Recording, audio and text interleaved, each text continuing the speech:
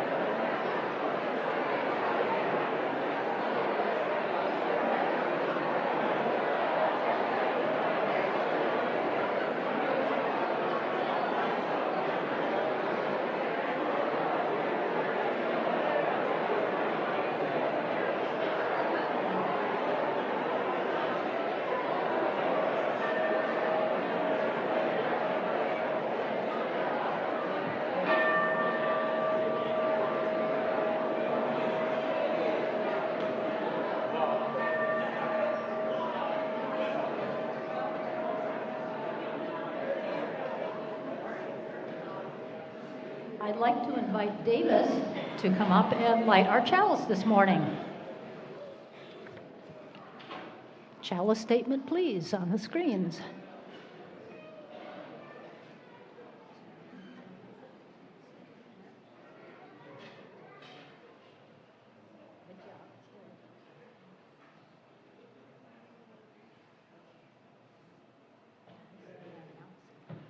We are Unitarian.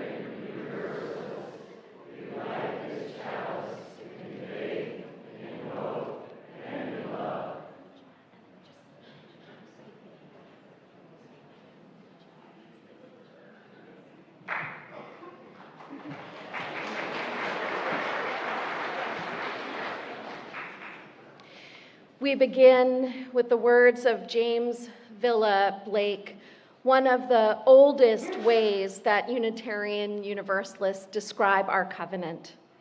Love is the spirit of this church, and service is its law.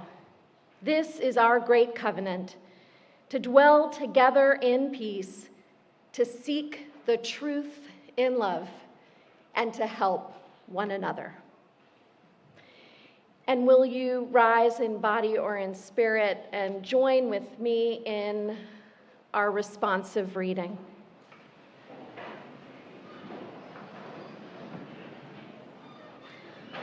A Lament by David Breeden. We cry out in grief at the suffering we see. People, all living things, the planet, preventable suffering, yet it continues on and on. When we feel overwhelmed, we gather to find a path forward, to find new ways forward. When we feel overwhelmed, we know that to our right and to our left, and maybe in front of us and behind us, are the faces of caring, faces of companionship. Joining together, we find our refuge, we find our strength, we find our wisdom, we find our way forward. You may stay up for a moment. We're going to engage in our practice monthly, the candles of care and celebration, and we have 3, and Davis is going to help me light them. One of the candles is for our sorrows, one is for our cares, and one is for our celebrations. The first candle is for our sorrows. And in this place, we lament the numbers of people who are gone this week, who have died because of violence.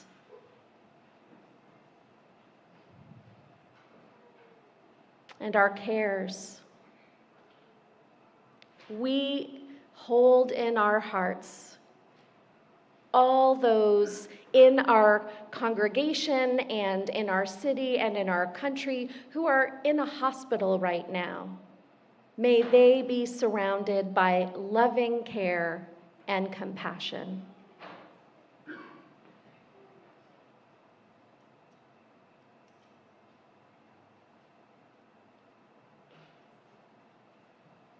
And our final candle is for the light of joy. Would you raise your hand, or you could put it in the chat if you have a birthday in January? Great. We are so glad for your spark in this community, and you could pick up a candle on your way to RE classes or on your way out of the sanctuary this morning. We celebrate your light. You may be seated.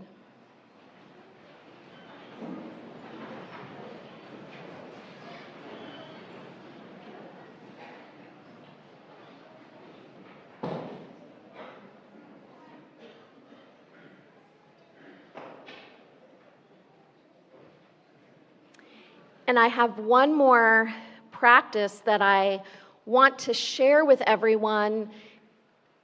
Part of our responsive reading talked about overwhelm, and maybe not everybody knows that word and what it means, but sometimes when you have a week that is filled with challenges, or maybe some bad things have happened at school or in your family, and you are feeling sad or angry, sometimes you can feel what is called overwhelmed. I'm just curious, has anyone felt overwhelmed at any time this week?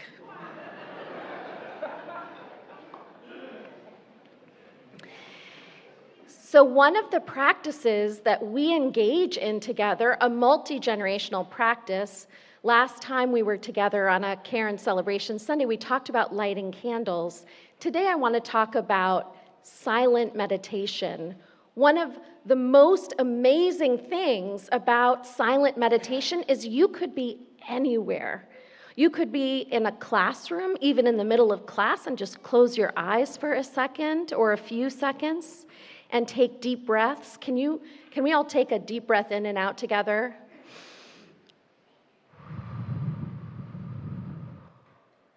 And sometimes a silent meditation is a chance to be quiet, to actually turn within, to touch our hearts, if you will.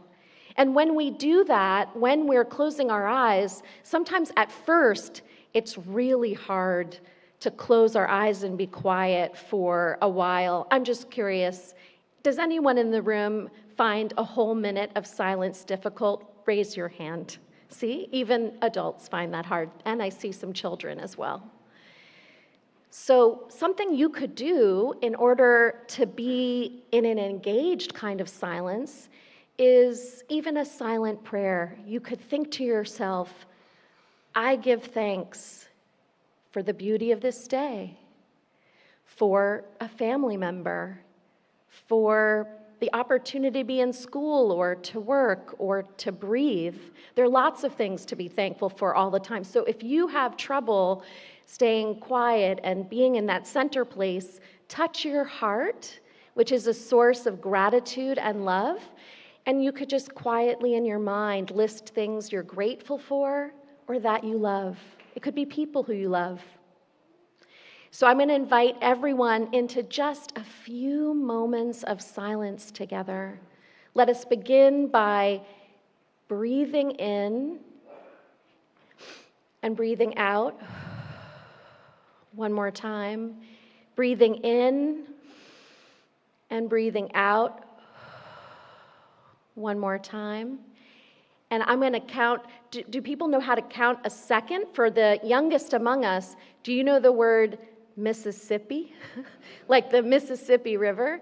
That is a lot of how folks will learn how to have a second. So 1 Mississippi, 2 Mississippi. Sometimes just counting can be a way to be quiet together. So I'm going to silently count while I invite you to be engaged in a moment of silence. You could just be quiet and listen, or you could think about listing in your mind things you're thankful for or people you love. And on your drive home or on the bus home or however, or on the walk home, I hope that you might share with your parent, the young folks that are here, or the adult who brought you today, something you thought of in this quiet time together. Let us enter 20 Mississippis of silence.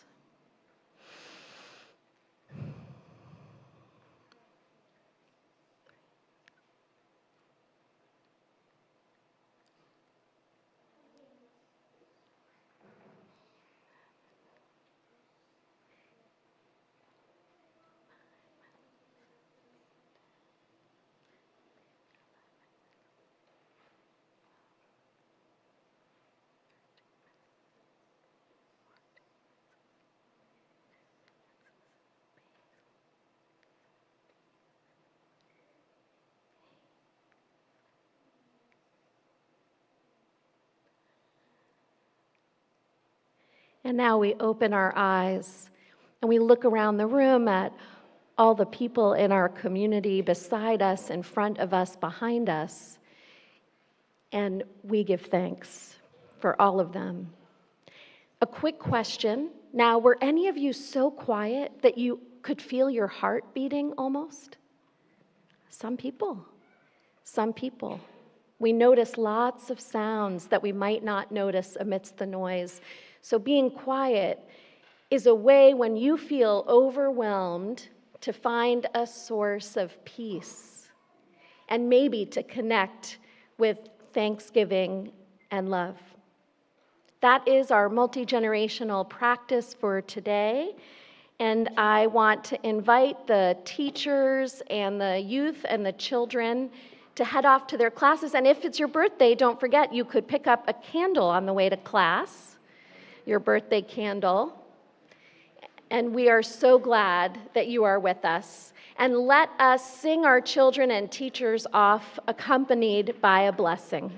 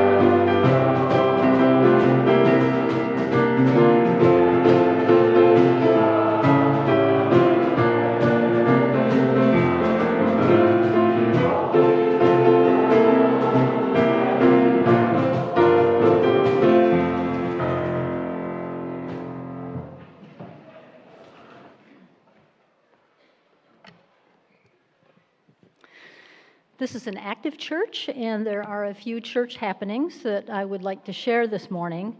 First of all, if you are new or sort of new, you're invited to our welcome circle right after the service. It's over there. You can see that nice big welcome circle sign. It's a time to learn a little bit more about the church, ask questions that you might have, and meet some other newcomers. So please do join us, and we'd love to have a chance to meet you. Also, right after the service, we have a social hour, which today is just right downstairs in Fuller Hall, and this is Super Sunday. On most second Sundays of the month, our social hour includes a delicious homemade soup and accoutrements. It's a great chance to meet and chat with folks. Now, if you're very shy and the idea of meeting and chatting with folks doesn't draw you, go on down to Fuller Hall anyway, because there's soup. No, there's soup. There's a beautiful art wall that people can enjoy, and we also have a bookstore and card store. So if you're a little bit nervous about meeting new people, that's a great way to go on down and sort of get a start. And the last thing to mention, we have our monthly drop-in parenting circle today, which is also usually happening on second Sundays, and we do have childcare available for that. It's in the Buchanan building right next door, and if you don't know your way around real well yet, you can ask anybody that has a rainbow-colored lanyard on, and they can point you in the right direction or maybe take you over there. A lot going on, for sure. It's time for our offering. It's our practice each week to share our offering with organizations that are in concert with our own values and missions. This church year, we're mostly sharing these offerings with organizations that First Unitarian collaborates directly with. And for the month of January, we're sharing our plate with the Interfaith Alliance on Poverty. This is a faith-based community of congregations, and we are definitely a member of that, that studies the impact of poverty, studies the kind of systemic reasons that poverty exists, and then work with organizations to reform policy. So in just a moment, our ushers will be around to accept donations by cash or check. If you want to give electronically, there will be QR code in just a couple of moments on the screen, but also there are little green cards and seat backs that have those QR codes. And just a reminder that it's your generosity that makes the work and ministry of this church possible. So thank you very much.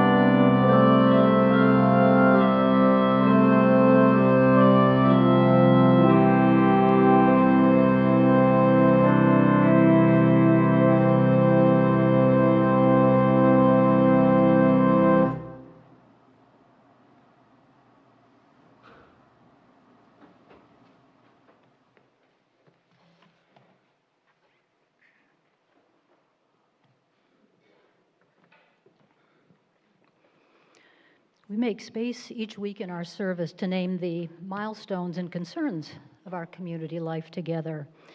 If you have a prayer request for our ministers and lay ministers to hold, you can go to our website and search for pastoral care, and the exact URL is up on the banner on the screen right now.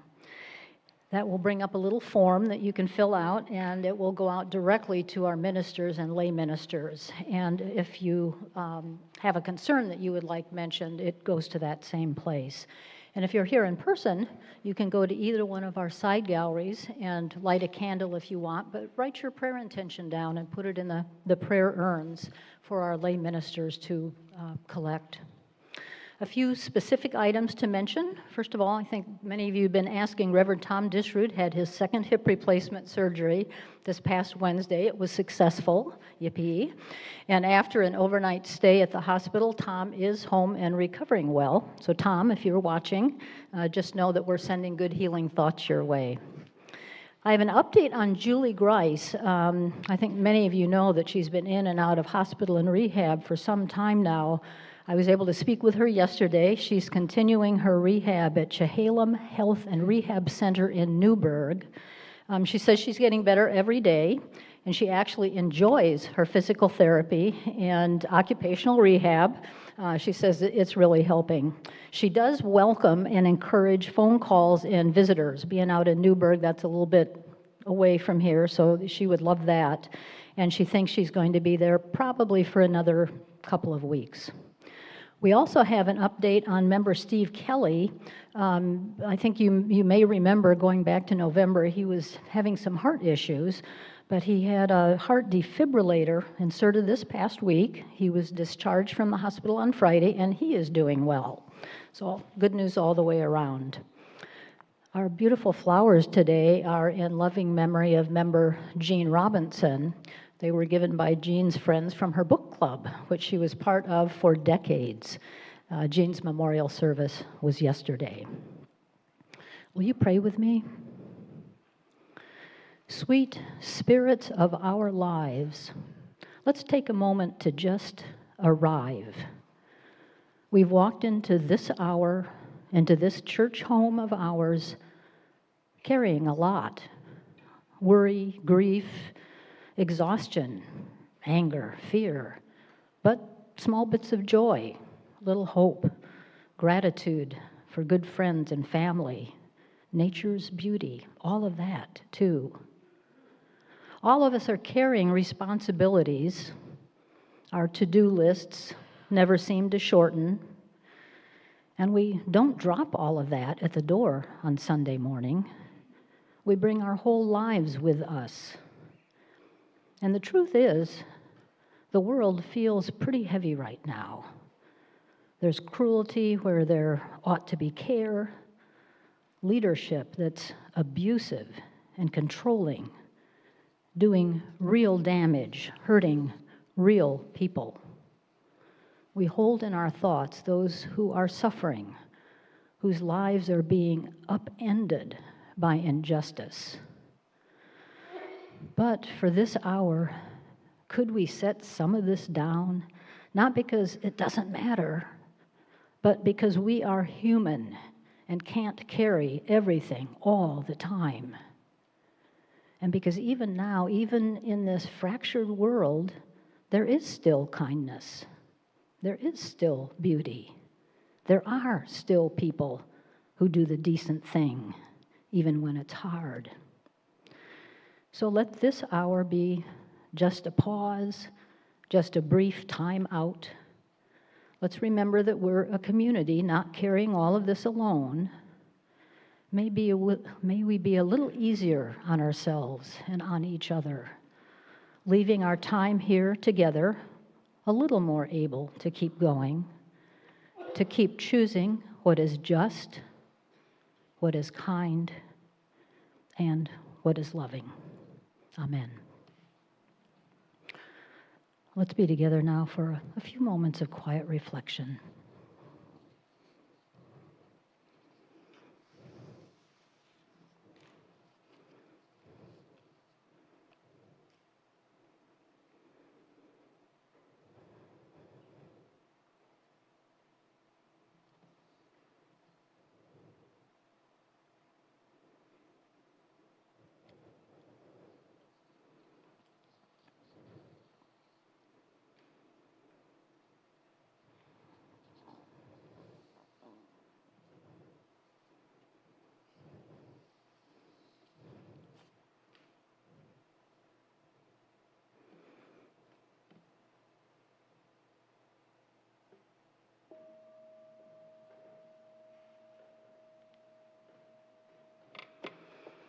Please rise now in body and in spirit to sing our doxology.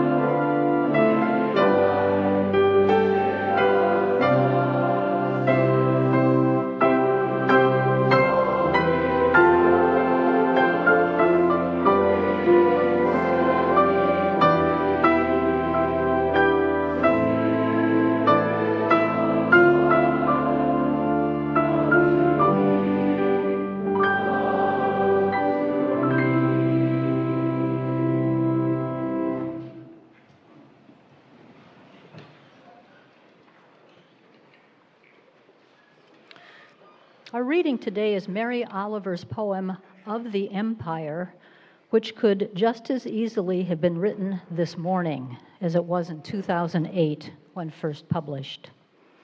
Of the Empire.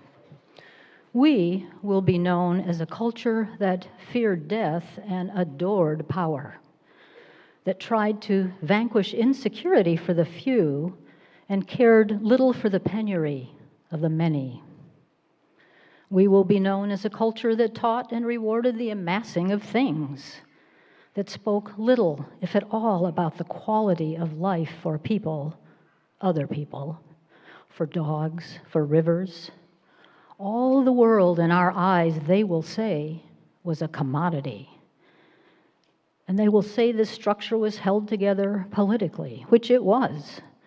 And they will say also that our politics was no more than an apparatus to accommodate the feelings of the heart, and that the heart in those days was small and hard and full of meanness.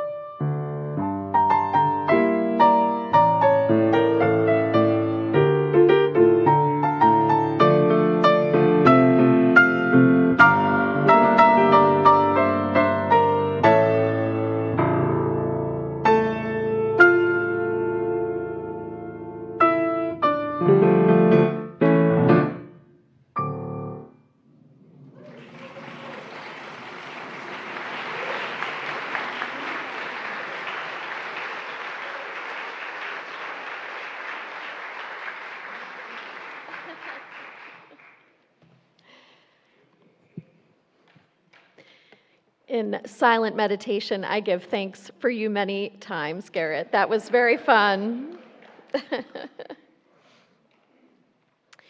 One of the images of creation that has been sticking with me throughout this past year comes from the Hindu tradition. It is the depiction of the god Shiva as Nataraja, the lord of the dance. Our Portland Art Museum has a beautiful sculpture of this cosmic dancer dated from about the 12th century. We view a four-armed deity ringed by fire. In one hand, he holds a drum symbolizing the sound that kindles creation. In another hand, she cradles a ball of flame symbolizing destruction and renewal. His right leg steps and crushes the demon of ignorance and ego to the earth.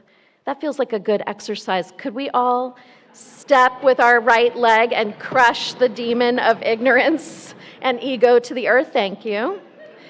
And then finally, the other leg, the left leg, swings across his body, signifying release from illusion and the direction of liberation. Here's an ancient Chola poem which describes Nataraja's symbolism. The sound of his sacred drum awakens the cosmos into being. His uplifted hand of hope sustains and protects it. With his purifying fire, ego is destroyed. His foot planted on the ground is an abode of rest for the tired soul caught in the binds of illusion. And his lifted foot promises release. Shiva, the Lord of the dance, has been attaching himself to me. I am deeply conscious of how life and death hang in the balance and how we exist in a cycle of creation and sustaining, destruction and renewal. We learn from traditions like Hinduism and Buddhism that in the end, nothing in this universe is permanent. There is also something about this depiction of the act of creation as a dance that feels like a calling in these times. While other forms of art exist separate from the artist, the sculptor and the weaver leave behind what they create. The dancer and their movement can never be separated. The dancer and what they create are one. Our lives are like a dance. They are finite. And our movements in the world can create order and beauty or chaos and death. Part of our discernment in these times is about what exactly is part of the natural cycle of birth, sustaining life, destruction and decay, death and rebirth that we have no control over. In these matters, learning to accept change, including endings and death, learning to let go becomes our spiritual task. However, part of our discernment is about recognizing the chaos and destruction that stems from ignorance and illusion, ego and greed, which are a part of creation that exists within all of us, that we can and should counter in order to move towards what matters most and what contributes to more abundant life and ripples out even after our dance is over. In the beginning of 2026 so far, our president and his administration's movements towards unnecessary, immoral destruction and death, words and deeds of domination in Venezuela and towards Greenland, in Minneapolis and Portland are prime examples of ignorance and illusion, ego and greed at work.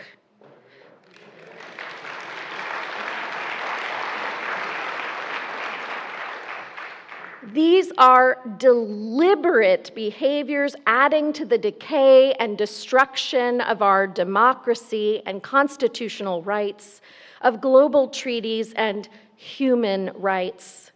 As we begin 2026, let us ask ourselves, what are we called to co-create in these times to counter these acts of callous disregard for sustaining human life?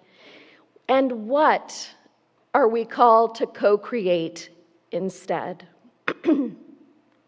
To begin, we must attend to our hearts, which are hurting in this moment. We need spaces where we can be in touch with our grief and our rage, with our fear, with our hope, with our love. Yes, human lives are finite, yet that is what makes each one of us, every one of us, infinitely precious. It is devastating to hold the fact that a woman in Minneapolis was killed for talking back, for not showing sufficient fear and deference to an ICE officer who had zero legitimate reason to even interact with her or her family, let alone bark orders. Death is not the natural consequence, nor is it legally or morally acceptable.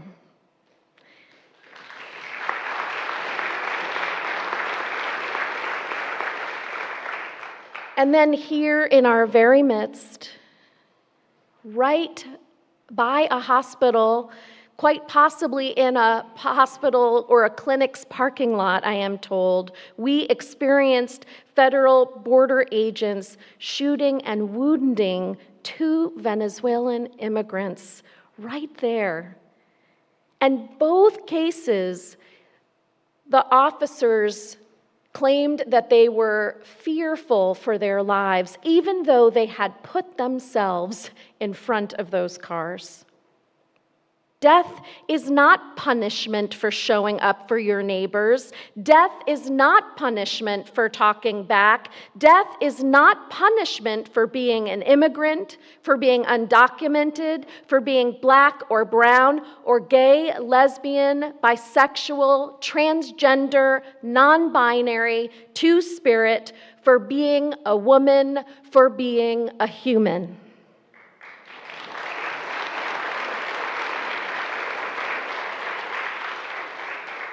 It is important to note that many of our black and brown siblings in our congregation, in our city, and in our country have been telling us for a long while that we had long past reached the moment when our administration, federal, and local officers, in the name of the law, and often not according to the actual law, had been stopping people, wounding people, killing people, citizens, immigrants without papers, and even tourists, sometimes even senators, because of racism, racial profiling, bias, a lack of training, PTSD, anger and aggression issues, and more. Those of us who identify as white must recognize when we have not managed to contain the demon of ignorance and illusion, ego and greed rising under our feet. We couldn't imagine it. It couldn't be happening. We didn't experience it. We didn't want to know about it. We didn't think that kind of violence would happen to us.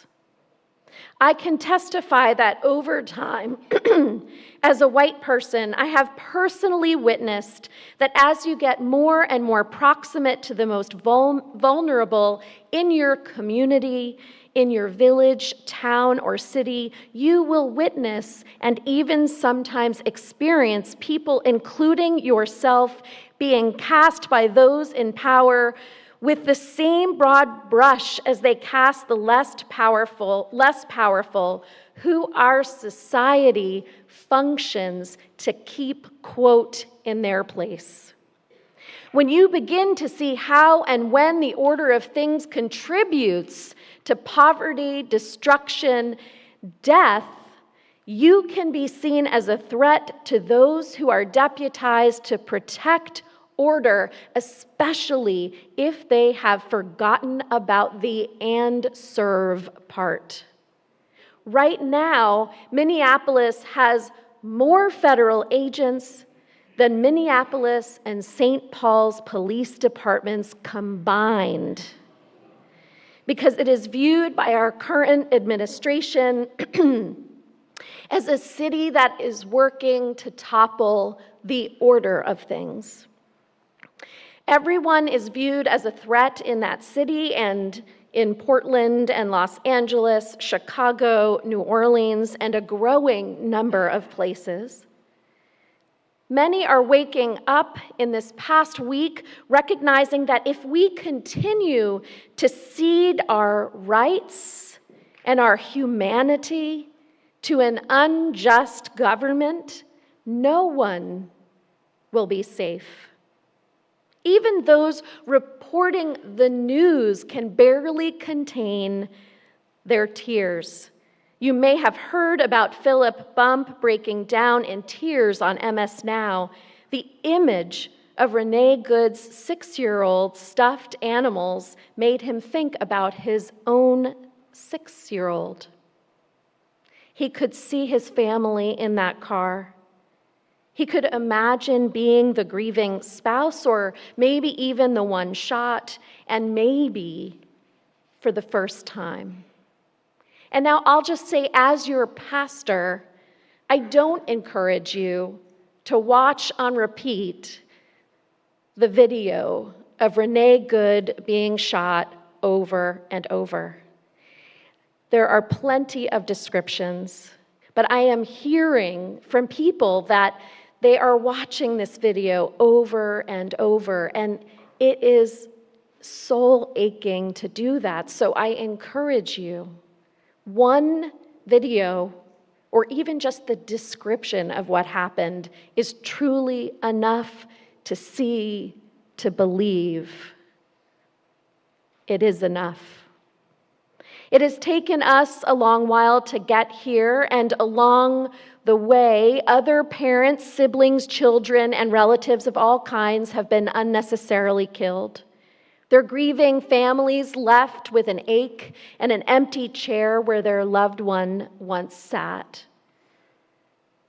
Part of what we do in church is count that cost, to feel the grief, and to celebrate the lives that are now gone. Renee Good was a poet. I encourage you to find her words and maybe read them over and over. Churches have been housing the wailing and weeping for too long. It is high time it made the news. The streets, the churches, the offices, the schools, the hospitals have all become places where family can be taken away or wiped from the face of the earth.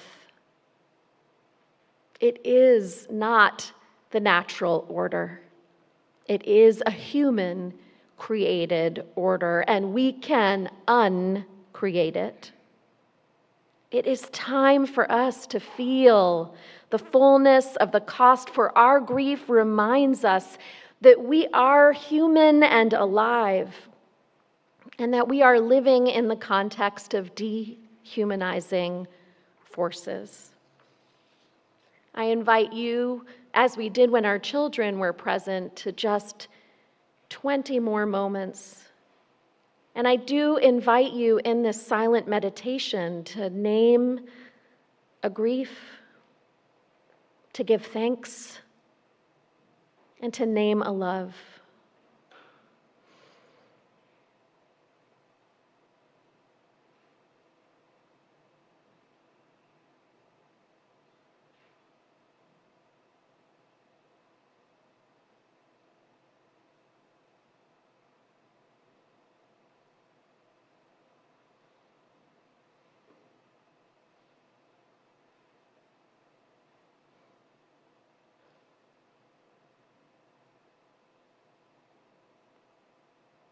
And let us open our eyes as we did before, and to look in front of us and to look behind us,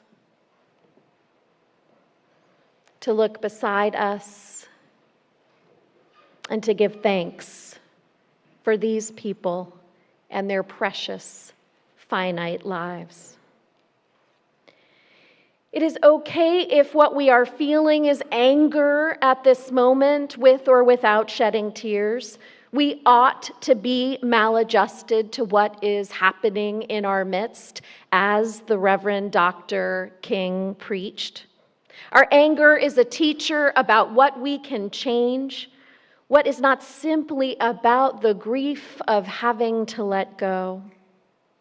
Yesterday at the vigil in Terry Shrunk Plaza, we heard representatives speaking about local and statewide legislation coming that would prevent ICE from entering hospitals, that would prevent them from being like masked terrorists in our midst, and more. It is so interesting, isn't it, that so many of the people who refused to mask during the pandemic all of a sudden have a fervor of wearing them all day.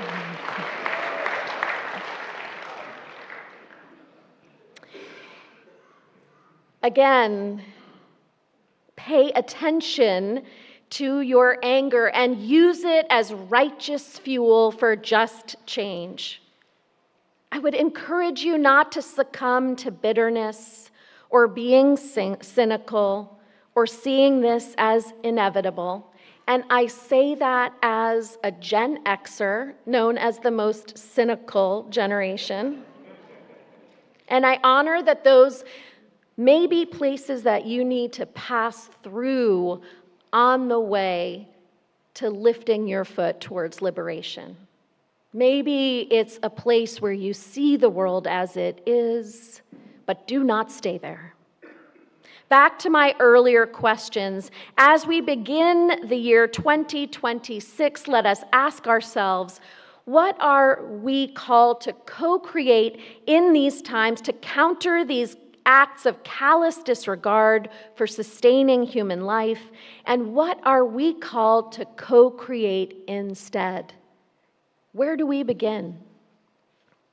Some of the answers may lie in acting upon two values that we as Unitarian Universalists hold dear.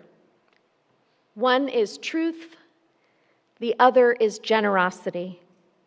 If our dance on this earth weaves more truth and generosity, these are two movements which will guide us in steps to diminish our ignorance and ego, release us from illusion, and lead us towards a path of liberation. Looking at the language that we passed at a recent Unitarian Universalist Association of Congregations General Assembly, which builds upon our eight principles, we state, as Unitarian Universalists, we covenant to learn from one another in our free and responsible search for truth and meaning. We embrace our differences and commonalities with love, curiosity, and respect. And you'll find this language under that overarching value of pluralism. Right now, though, a pluralism of ideas, a both sides-ism, is important for us to pay attention to. Pluralism is about learning from diversity. It is not about saying that every interpretation is morally just. There is a battle for what is true being waged in our midst. We are being told not to believe our eyes, not to believe our ears. Again, from any of the videos taken and shown from many angles at this point, it is clear that Renee Good posed no physical threat to the masked ICE officer who sadly shot her 3 times at point blank range. However, she is being described as a terrorist, and her actions are being described as threatening. In fact, the last words she stated was that she wasn't angry with him. The problem we are facing is a deeper moral question of truth, and are we even asking the right questions? We are being told to parse the actions of the scene, but the larger truth in which that horrible scene is nested is that the ICE officer was way beyond the scope of his authority, in the middle of Renee Good's neighborhood, who belonged there, who is a citizen, who had a right to interrupt the wrong and unlawful acts of ICE officers. Certainly the right to ask a question, to film, to show up. There is an even deeper moral truth that is behind that.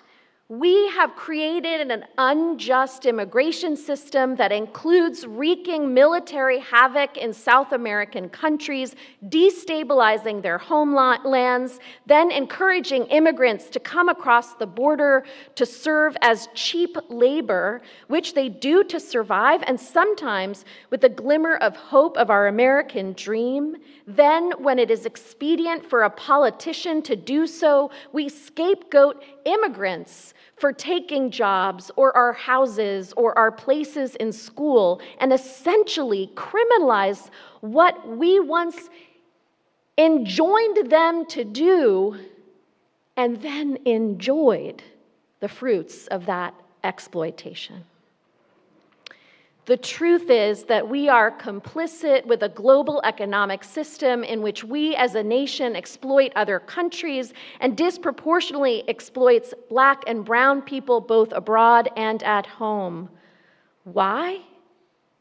So we can enrich ourselves and build ballrooms as tall as the White House, temples to our lust for power and greed, and the illusion that we can construct something permanent and permanently connected to our name. Why? So we can cling to an order that is really the disorder of death and destruction as long as it benefits us, and we are on top of that order. The system was designed to crush some and elevate others.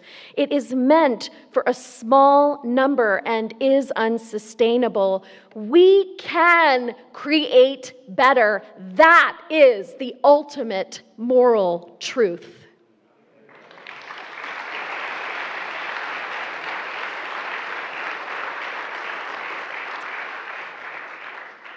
Generosity is the way towards being freed from this. In that same recently passed statement, we, Unitarian Universalists, covenanted to freely and compassionately share our faith, presence, and resources. Our generosity connects us to one another and to all in our midst, in relationships of interdependence and mutuality. We can create economic systems and political systems that benefit a growing number of people over time rather than a shrinking number of people. When our democracy was initially created, as we know, it was intended to benefit only white landowning men.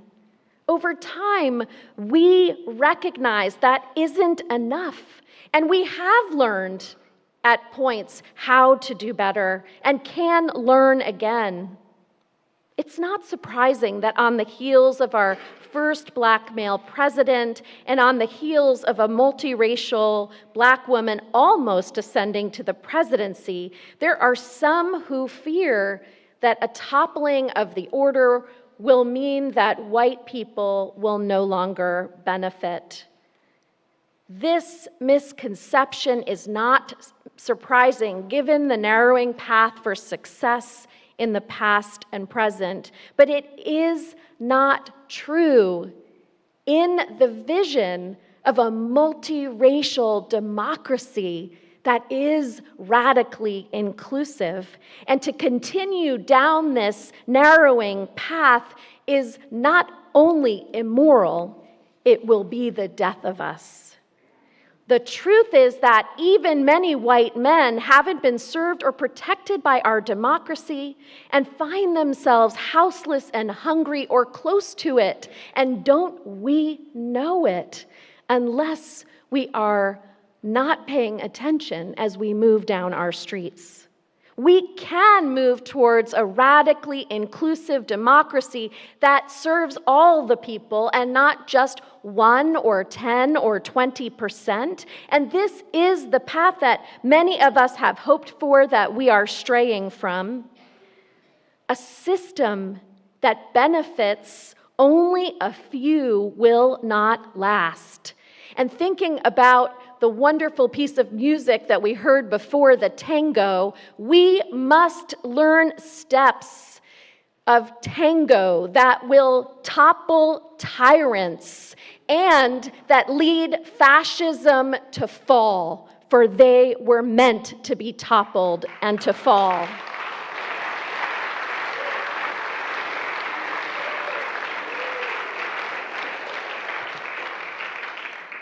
It is here in our house of worship that we come time and again to be reacquainted with the belief in generosity, that in the end, what could last is a system where all are served, where none go hungry, where all are free.